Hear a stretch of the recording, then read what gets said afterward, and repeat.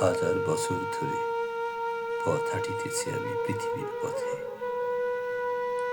সিংহল সমুদ্র থেকে নিশীথের অন্ধকারে মালয়ী সাগরে অনেক ঘুরেছি আমি বিম্বিসার অশোকের ধূসর জগতে। সেখানে ছিলাম আমি আর দূর অন্ধকারে বিদর্ভ না করে। আমি ক্লান্ত প্রাণ এক, চারিদিকে জীবনের সমুদ্র সফেন। আমারে দুদণ্ড শান্তি দিয়েছিল নাটোরের বনলতা সেন। চুলতার কবেকার অন্ধকার বিদিশার নিশা, মুক্তার শ্রাবস্তির কারুকার্য।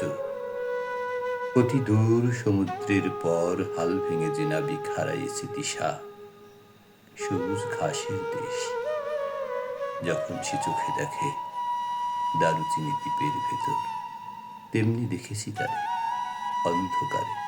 বলেছে সে, এতদিন কোথায় ছিলেন পাখির নীড়ের মতো চোখ তুলে নাটোরের বনলতা সেন। সমস্ত দিনের শেষে শিশিরের শব্দের মতন সন্ধ্যা আসে। ডানার রৌদ্রের গন্ধ মুছে ফেলে চিল। পৃথিবীর সব রং নিভে গেলে পাণ্ডুলিপি করে আয়োজন।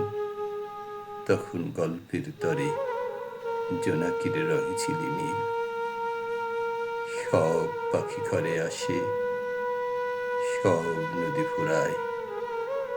জীবনের সব লেনদেন থাকে শুধু অন্ধকার, মুখোমুখি বসিবার বনলতা সেন। থাকে শুধু অন্ধকার, মুখোমুখি বসিবার বনলতা সেন।